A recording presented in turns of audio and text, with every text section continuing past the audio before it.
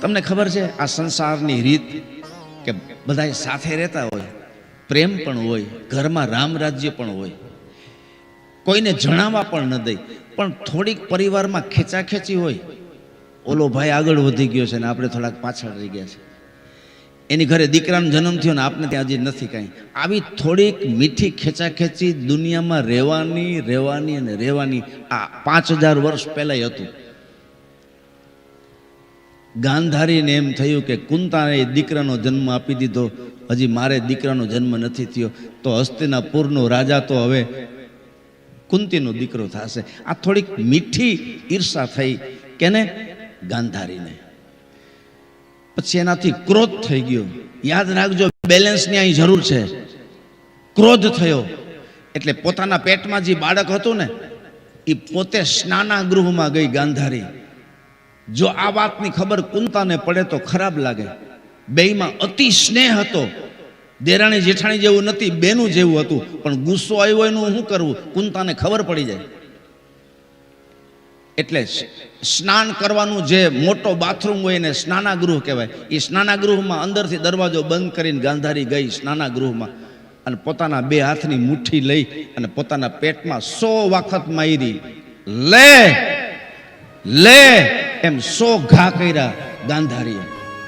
ત્યાં પેટમાં 100 ટુકડા થઈ ગયા. ગર્ભ જે હતો ને એના 100 કટકા થઈ ગયા અને 100 ટુકડા નીચે પડ્યા. શરીરના ગોહ્ય ભાગમાંથી એ નીચે પડ્યા ટુકડા 100. ત્યાં લોહીના ધોળિયા હાલ્યા અને 100 ટુકડાને એક મોટી ડીશમાં લઈ અને દાસી બંગલાથી રાજમહેલથી બહાર ફેંકવા જાય છે. ત્યાં વિધિની વિચિત્રતા દેખો સાહેબ. આ બધું હું કહું છું કે તમારા મારા હાથના ખેલ નથી, આ બધું વિધિના હાથના ખેલ છે. અને એ ગર્ભપાતના કાચા માંસના ટુકડા એ ફેંકવા જવા અને એ ટાઈમે ગુરુનું આમંત્રણ આવું. ગુરુ આવે છે. ગુરુ કોણ છે? વેદવ્યાસજી. દાભડાના પૂરા જેવી ગોઠણ સુધીની દાઢી, હાથમાં પાવડી છે અને 4 વેદ અને 18 પુરાણનો જ્ઞાતા સાક્ષાત ભગવાન નારાયણ છે વેદવ્યાસી.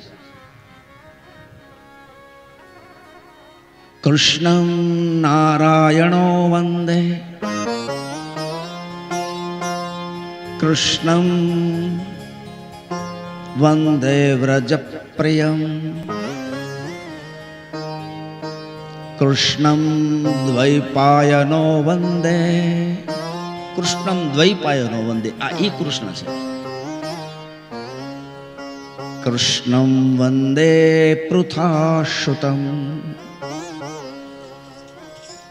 આ દ્વૈપાયન કૃષ્ણ છે. આ 24 અવતારમાં એક અવતાર છે. કોણ? વેદવ્યાસજી. એ આવે છે. દાસીને કહ્યું કે તમે આમ કાચા માંસના ટુકડા ક્યાં લઈને જાઓ છો? તો દાસીએ કથાનો પ્રસંગ કહી સંભળાવ્યો. યુધિષ્ઠિરને દીકરાનો જન્મ થયો એટલે ગાંધારીએ પોતાના ગર્ભને પાડી નાખ્યો. 100 મુઠ્ઠી મારી પેટમાં 100 ટુકડા કરી નાખ્યા. અમે બારે ફેંકવા જઈએ છીએ. ત્યારે વેદવ્યાસજીએ કીધું એને બારે ન ફેંકાય, એને પાછા અંદર લઈ આવો. પ્રયોગ કર્યો. ટેસ્ટ ટ્યુબ બેબી અત્યારે વિજ્ઞાન કર્યું છે ને, ટેસ્ટ ટ્યુબ બેબી.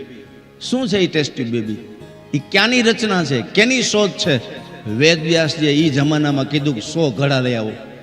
100 માટીના ગોરા, 100 ઘડા, એમાં એક ટુકડો નાખ્યો, એમાં ઔષધિઓ નાખી એને ઢાંકી દીધો, માથે કપડું વાળ્યું અને વેદવ્યાસજીએ ઔષધિ નાખીને કહ્યું કે હું જ્યાં સુધી મારી આજ્ઞા ન થાય ત્યાં સુધી આ ઘડાને ખોલતા નહીં.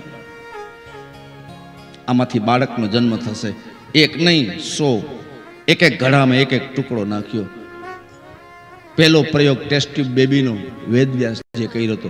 બધાએ શાસ્ત્ર ને વેદની પાછળ આ બધા પ્રયોગ થાય છે વાંચીને. અત્યારે ટીવી તમે તમારી ઘરે જોવો છો, દિલ્હીમાં મેચ રમાતો હોય ને તમારી ઘરે જોવો છો, એ શું છે? એ દૂરદર્શન છે, દિવ્ય દ્રષ્ટિ, જે સંજયને આપી હતી વેદવ્યાસે.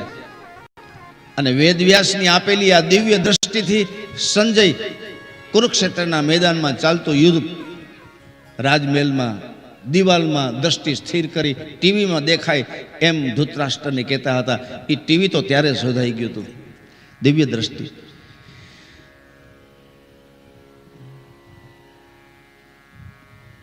આકાશવાણી, આકાશવાણી થઈ આપણે એમ કહીએ. એ આકાશવાણી શું છે? આ રેડિયો એ અત્યારે શોધાયો. આકાશવાણી તો ત્યારે થતી, કૌંસે આકાશવાણી સાંભળી હતી. આકાશવાણી શબ્દ આપણામાં છે. બધું જ આ પ્રાચીન છે, નવું કાંઈ છે નહીં. પણ એક ખરું કે આપણા વૈજ્ઞાનિકો ખરેખર મહાન છે, ધન્યવાદને પાત્ર છે. વિજ્ઞાને એટલું બધી ટેકનોલોજી વસાવી કે આ સમાજને સુખમાં સુખી કર્યા હોય તો એ બધી જ જસ વૈજ્ઞાનિકોને છે. આ પૃથ્વીની તમામ સ્ત્રીઓ સુખી થઈ ગઈ. નહીતર યાદ કરો, માં જૂની મોટી ઉંમરના માતાઓ બેઠા હોય ને એને પૂછો કે દરણીના હાથે દરવા પડતા,